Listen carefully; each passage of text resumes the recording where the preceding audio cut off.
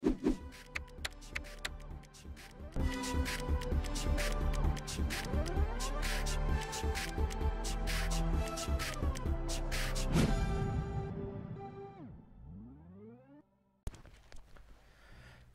mes élèves de première année bac option français.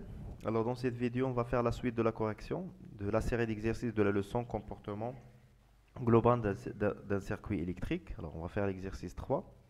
Voilà l'exercice. Un circuit électrique comporte un générateur E est égal à 6 volts et la résistance interne est égale à 2 ohms et un électrolyseur avec sa force électromotrice E' est égal à 2,5 volts et R' est égal à 10 ohms. Alors on a dans cet exercice 3 questions. La première, c'est déterminer le point de fonctionnement du circuit. Deuxième question, calculer la puissance électrique engendrée par le générateur et la puissance reçue par l'électrolyseur et la puissance utile, d'accord, transformée en réaction chimique. Alors, quel est le rôle de l'électrolyseur? L'électrolyseur, il transforme l'énergie électrique en énergie chimique, d'accord? Et troisième question, calculer le rendement du générateur et aussi de l'électrolyseur. Et finalement, on calcule le rendement du circuit total, d'accord? Alors, pour la première question, on va calculer le point de fonctionnement. Alors, initialement, on a un générateur, d'accord?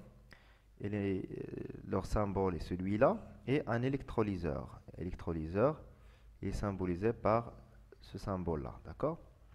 Alors, celui-là, il est caractérisé par une force électromotrice et une résistance interne. Et aussi, l'électrolyseur, il est caractérisé par une force électromotrice E' et une résistance interne R'. D'accord? Alors, ici, le borne PN et AB. D'accord? Alors, on sait que le courant toujours sort par la borne plus et entrer dans la borne moins. Alors, ça, c'est I. Alors, la tension UPN, c'est celui-là, toujours dans le même sens de l'intensité de courant, puisque c'est un générateur, donc on travaille avec une convention de générateur. Par contre, pour l'électrolyseur, on travaille avec une convention récepteur, c'est-à-dire l'intensité de courant est dans le sens inverse de la tension. Allez-y. Alors, on va faire la loi pour déterminer le point de fonctionnement F, il faut déterminer la tension et le courant. Alors, pour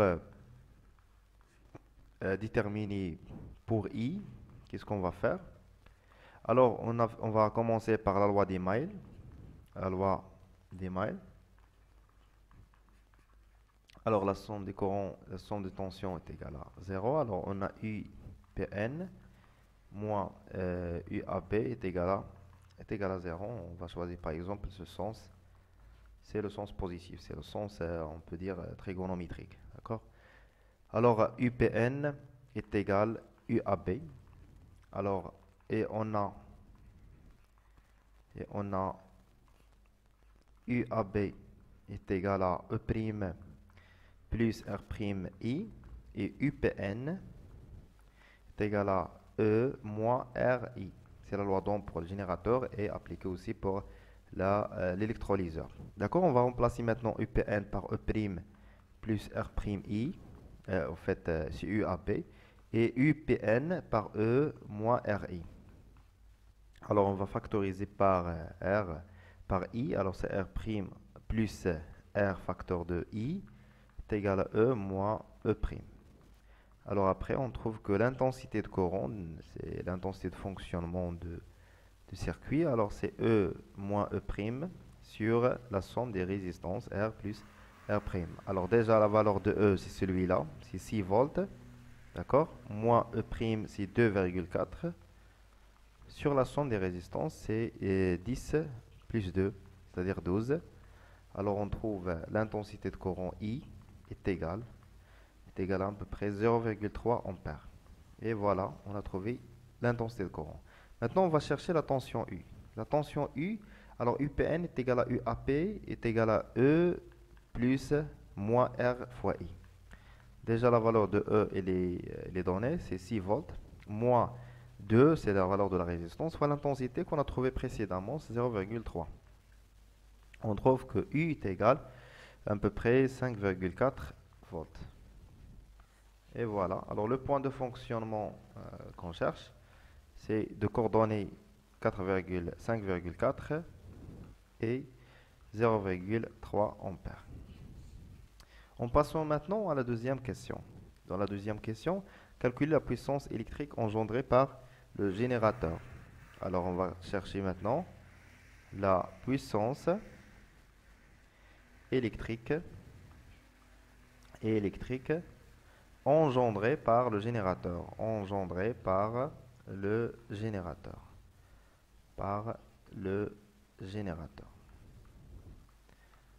Très bien. Alors, celui-là, c'est P de générateur, égal à la force électromotrice du générateur fois I, l'intensité de courant. Alors, déjà, IE est égal à 6, et I, on a trouvé, c'est 0,3 ampères. Alors, on trouve la puissance engendrée par le générateur, c'est 1,8 watts. On cherche maintenant la deuxième puissance, c'est la puissance reçue par l'électrolyseur. Puissance reçue par l'électrolyseur. D'accord? Alors, pour calculer cette puissance reçue par l'électrolyseur, elle a reçu la tension U fois I. Alors, d'accord? Alors, c'est 5,4 fois 0,3. On trouve que la puissance électrique, c'est 1,35 watts. Et pour la puissance utile,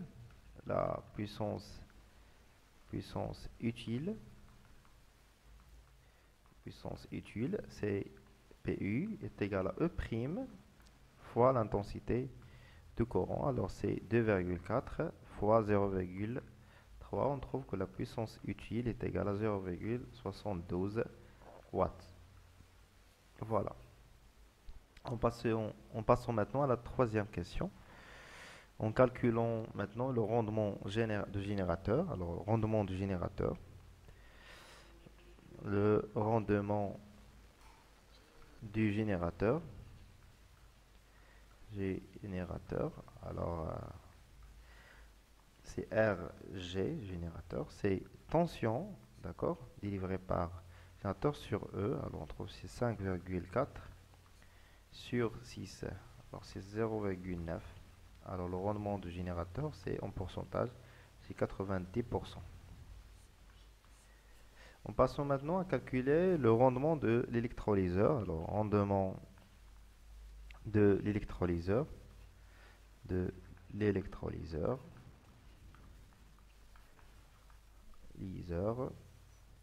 R électrolyseur est égal tension de E' sur U est égal à 2,4 sur 5,4. D'accord? On trouve c'est 0,444. Alors R, le rendement de l'électrolyseur, 44,4%. D'accord? Et pour le rendement de circuit, d'accord, du circuit, pardon, نعتذر على الازعاج هذا واحد الشجار ما لقى يمشي يبدا يحفر حتى لدابا. Ok, c'est pas grave. Le rendement du circuit, tout simplement, c'est en fait c'est R au lieu de ρ, RC, d'accord? Alors pour le rendement de circuit, soit le rendement كنعطيو soit ρ soit R, d'accord? Ça dépend على حسب الكتاب اللي كتخدم فيه ولا الكور اللي غتقرا فيه. C'est E' sur E. Alors E' c'est quoi? C'est 2,4, d'accord, sur E, c'est 6. Alors, le rendement des circuits est égal à 40%. Et voilà, on a répondu aux questions demandées dans cet exercice. نتلاقاو في la vidéo الجاية إن شاء الله. نديرو فيها l'exercice 4. تهلاو ليا فراسكم et bon courage.